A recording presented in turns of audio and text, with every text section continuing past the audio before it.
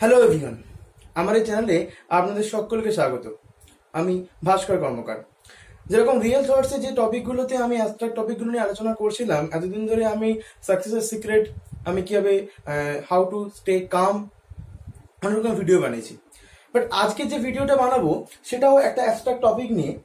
Abstract মিন যে টপিকগুলো নিয়ে আমরা হয়তো করি কাজ, কিন্তু ঠিকমতো চিন্তাভাবনা আমরা মাথায় আনি না।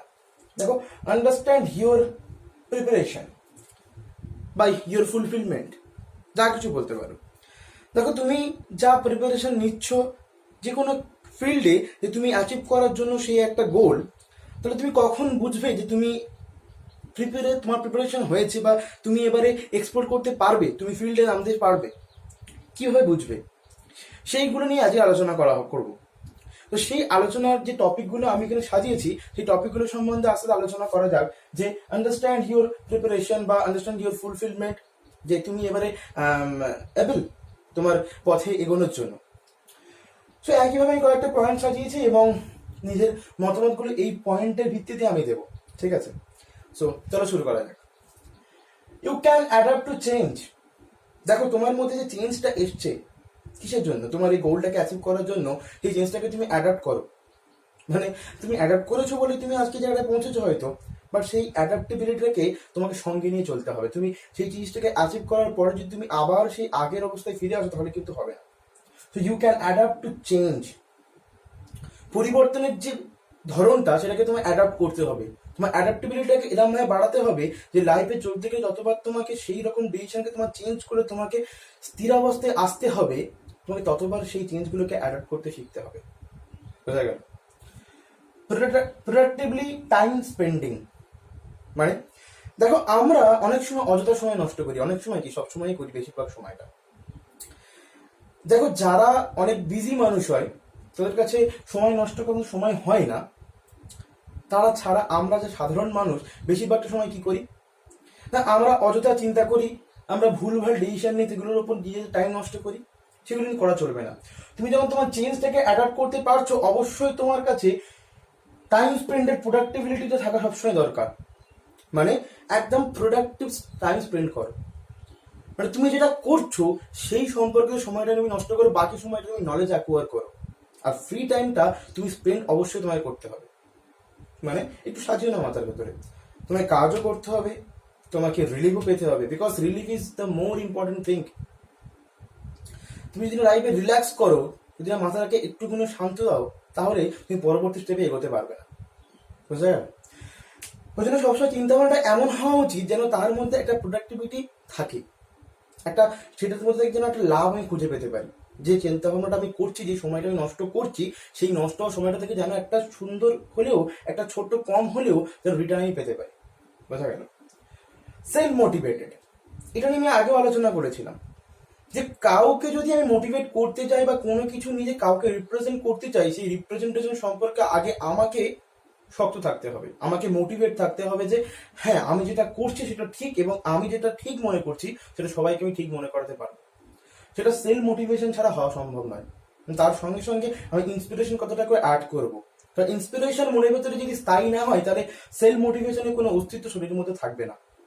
মানে মানুষের চিন্তা ভাবনা করার ক্ষমতা এমনই লেভেলে আজকাল পৌঁছেছে যে কোনটা ইন্সপিরেশন কোনটা মোটিভেশন আমরা গুলিয়ে ফেলি, এবং যেটা অ্যাকচুয়াল করা উচিত নয় সেটাই করে ফেলি। তারপরে আমি সেটাকে ঠিক করতে চাই। দেখো, মোটিভেশন বলতে কি বোঝায় সেটা আমরা প্রত্যেকেই কম বেশি জানি। যে নিজের মনকে এমন একটা লেভেলে পৌঁছে দেওয়া যেখান থেকে আমি নিজেকেই নিজে কন্ট্রোল করতে পারবো, নিজেকে সেলফ ডিপেন্ড হতে পারবো। বুঝতে পেরেছো? সেটা কি মোটিভেশন বলে। সেটা কাউর থেকে আসে বা নিজে থেকেও আসতে পারে, সেটা ইন্সপিরেশন। আর কাউর দেখে যেটা আমরা শিখে শিখে যখন নিজেকে তৈরি করি এরকম মতো, সেটাকে মোটিভেশন বলে। আর সেই মোটিভেশনের ফলে যেটা কনস্ট্যান্ট রাখতে হয় সেটা হচ্ছে ইন্সপিরেশন। বোঝা গেল? Never hesitate to do more. যা করছো তারপরে যদি আরো বেশি করতে চাও, অবশ্যই করো। জীবনটা একবারই, একবার যদি চলে যায় আর ফিরে পাবে? পাবে না। তো জীবনে যেগুলো করার ইচ্ছা আছে, যা কিছু করতে চাইছো, করো। হ্যাঁ, অনেক সময় তো সময়ের খামতির জন্য করতে পারি না। অনেকেই অনেক কিছু করতে পারি, অনেক কিছু ভেবে চলি আমরা করবো বলে, কিন্তু করে উঠতে পারি না। সময়ের অপচয় হবে বা সময় নেই এই ভেবে আমরা করি না। কিন্তু মোস্ট অফ দ্য থিং, দেখো, যদি তুমি সেইগুলো করতে চেষ্টা করো বা করা শুরু করো না, তাহলে হয়তো এমন একটা জায়গা থেকে তোমার মধ্যে একটা পয়েন্ট আসবে, যে পয়েন্টটা হয়তো তুমি তোমার লাইফটাকে স্ট্যান্ড করতে পারবে, বা আরো বেশি করে তুমি সেটাকে আপগ্রেড করতে পারবে। এর কখনো থেমে যেও না, এগিয়ে চলো। কারণ চললেই তবে তুমি পরের দিশাটার সন্ধান পাবে। যদি তুমি থেমে যাও তাহলে কিন্তু কেউ তোমার কাছে এসে বলবে না, নেই দিস ইজ দ্য সাকসেস। তোমাকে এগিয়ে যেতে হবে সাকসেসের দিকে, তবেই সাকসেস তোমার কাছে তাড়াতাড়ি আসবে বন্ধুরা। বোঝা গেল? উইলিং টু হেল্প আদার, যে নিজেকে হেল্প করতে পারে সে অপরকে হেল্প করতে পারে, আর যে অপরকে হেল্প করতে পারে না সে কিন্তু নিজেকে কখনোই হেল্প করতে পারবে না। তুমি তোমার চিন্তা ভাবনাটাকে যদি সবার মাঝখানে ছড়িয়ে না দাও, তাহলে সবার চিন্তা ভাবনাটা তোমার মাঝখানে আসবে না। আর সেটা যদি না হয়, নিজের একার পক্ষে কোনোদিন সম্ভব নয় একটা বিশাল এম্পায়ার বা একটা স্ট্রাগল পূর্ণ লাইফকে সাকসেসে পরিপূর্ণ করা। সবার কথা ছেড়ে দাও, বাবা মার যে কথাবার্তাগুলো যদি এখন আজকালকার স্টুডেন্ট বা আজকালকার ছেলেমেয়েরা শোনে না, সেটা খুব বড় ভুল। এমনকি বাবা মাদের একটু দেখা উচিত যে আমি যে আইডিয়াটা আমি আমার ছেলে মেয়েকে দিচ্ছি সেটা প্রপার কিনা, সেটা আমাদের চাপিয়ে দেওয়া না তার ভবিষ্যতে যাতে ঠিক হয় সেই ধরনের কিছু আমি বলতে চাইছি। তো এই মেলবন্ধনটা থাকা খুবই দরকার, অ্যাটলিস্ট বাবা মা আর সন্তানদের মধ্যে। তারপর সমাজে সঙ্গে চলতে চলতে আরো যাদের সঙ্গে পরিচয় ঘটবে তারা তো অনেক রকমের আইডিয়া সবকিছু দেবে, বাট তোমাকে কি করতে হবে, সেই আইডিয়াগুলো যেমন নিতে হবে তেমনি তোমার আইডিয়াগুলো তাদেরকে দিতে হবে, হেল্প করতে হবে। যত তুমি নলেজ শেয়ার করবে তত তোমার কাছে নলেজ বাড়বে, রেখে দিলে কোনোদিন কোনো জিনিস বাড়ে না। হ্যাপি উইথ আদার সাকসেস, খুব ইম্পর্টেন্ট পয়েন্ট।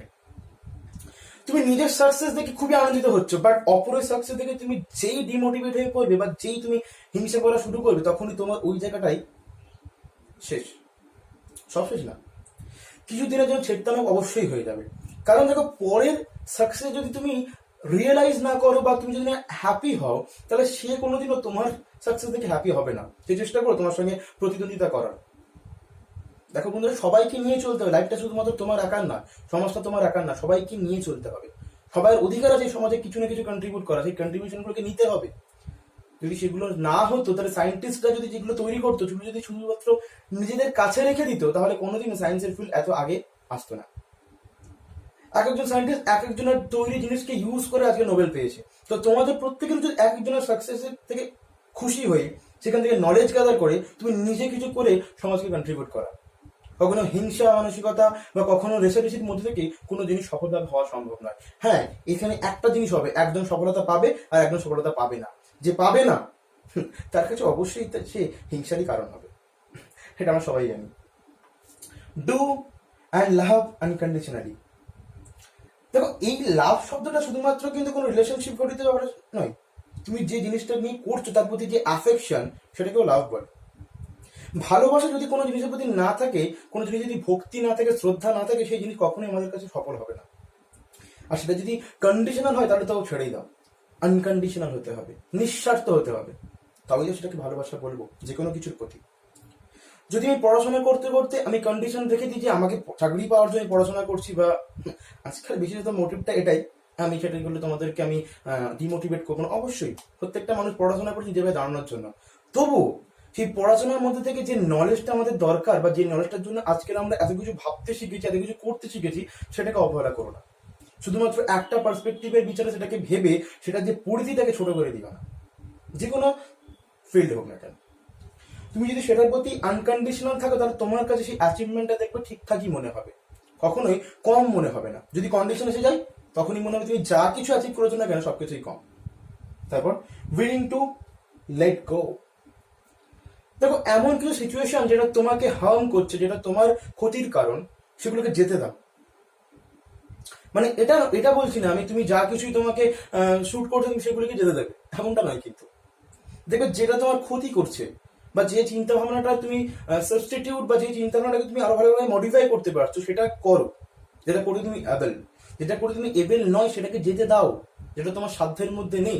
সবাই পারে না গান করতে, নাচ করতে বা সায়েন্টিস্ট হতে, কিন্তু সবাই তার নিজের নিজের জন্য প্রতি এক একজন এমন এমন কিছু করতে পারে যেটা অন্য কোনো মানুষ করতে পারবে না। ধরো তুমি এমন কিছু পারো যেটা অন্য কেউ করার পক্ষে সম্ভব নয়, আবার অন্য কেউ যা পারে সেটা তোমার পক্ষে সবসময় পারা সম্ভব হয় না, এটা হবে না কোনোদিন।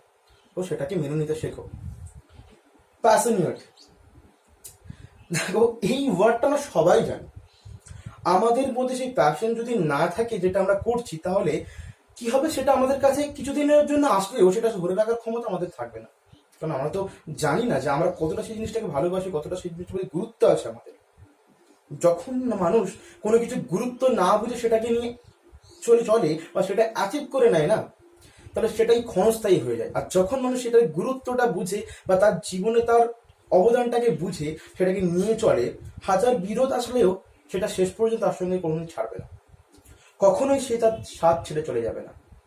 সেটা মানুষ হোক বা কিছু সাকসেস হোক, তার প্রতি প্যাশনেট না হলে কখনোই তাকে ধরে রাখা সম্ভব হয় না। Take criticism positively. দেখো, লাইফে যখন তুমি সাকসেসের দোরগোড়ায় এসে পৌঁছাবে, তখন প্রত্যেকটা মানুষ চাবে তোমাকে সেখান থেকে নিচে নামাতে, প্রত্যেকে চাইবে। কিন্তু তুমি সেই ক্রিটিসিজমগুলো যদি পজিটিভলি যদি না হচ্ছে নেগেটিভলি নাও, তা তোমার মোরাল ডাউন হয়ে যাবে আর তুমি ভেঙে পড়বে। কি করতে হবে, যে কাম থাকতে হবে, রিয়েলাইজ করতে হবে যে তোমার সাকসেসটাকে, তোমাকে আজকে কেউ ক্রিটিসিজম কেন করছে, ক্রিটিসাইজ কেন করছে, তুমি কেন ক্রিটিসিজমের খপ্পরে পড়ছো, কি জন্য? কারণ তুমি নিশ্চয়ই এমন একটা কিছু করে দেখিয়েছো যেটা অন্য কারোর তাদের করা সম্ভব না, যারা তোমাকে ক্রিটিসাইজ করছে। বোঝা গেল? আর যদি সেগুলোকে পজিটিভলি না নাও, তাহলে কিন্তু কখনোই তুমি লাইফে আর আগে যেতে পারবে না। দেখো, বারবার এই কথাগুলো আমি রিপিট করছি যে তুমি লাইফে আর আগে যেতে পারবে না।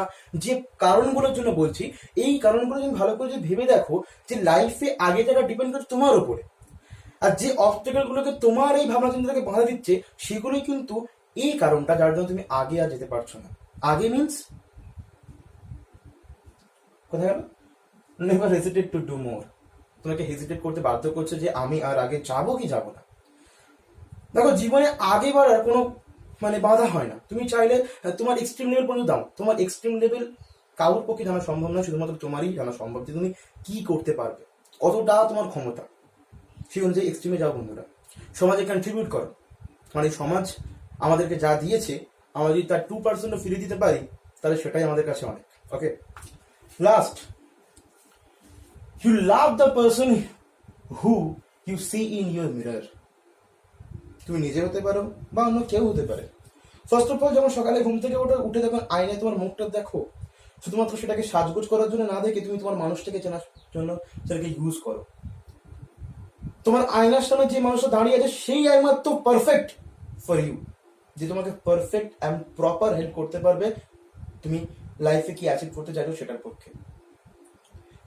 পৃথিবীতে আরো অনেক মানুষ আসবে যে তোমাকে হেল্প করবে, যে তোমাকে সাকসেসের জন্য তোমার জন্য খাটবে, কিন্তু যে মানুষটা সবচেয়ে বেশি খাটবে, সবচেয়ে বেশি তোমাকে বুঝবে, সে হচ্ছে তোমার আয়নার সামনে দাঁড়িয়ে থাকা যে মানুষটা।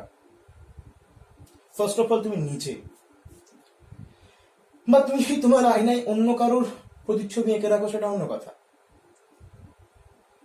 দেখো, তুমি যাকেই এইম করে এগোতে চাইছো, যার জন্য কিছু করতে চাইছো, সেই এইমটাকে তুমি সরতে দিও না।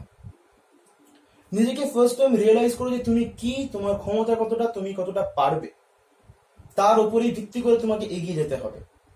হ্যাঁ, যদি সেই মানুষটাকে অবহেলা করা শুরু করো, তাহলে কিন্তু তোমার কোনোভাবেই কোনো কিছু করে হয় উঠবে না। শুধুমাত্র পরিস্থিতির ওপরে ভর করে যদি কোনো কিছু থেকে সরে আসো বন্ধুরা, তাহলে কিন্তু পরিস্থিতিটা জিতে যাবে, আর আমরা ব্লেম করবো অন্য কাউকে। সেটা না করে তুমি যেটাতে ক্ষমতাশালী বা তুমি যেটা করতে ক্ষমতাবান বা তুমি যেটা করতে পারবে, সেটা করতে থাকো। অবস্টেকেল প্রত্যেকের জীবনে আসে। হয়তো আমি ভাবি আমার জীবনে এই কষ্ট, সেটা তুমি তোমারটা দেখছো বলে, বাকি প্রত্যেকের জীবনে স্ট্রাগল এসছে। তাই জন্য আজকে সেই স্ট্রাগলটাকে তারা পেরিয়েছে বলেই আজকে তারা সাকসেসের দোরগোড়ায় এসে পৌঁছেছে। সাকসেস কি? ইটস আনকন্ডিশনাল অ্যাচিভমেন্ট, যেখানে কোনো স্বার্থ থাকে না, সেটাই পেতে হবে।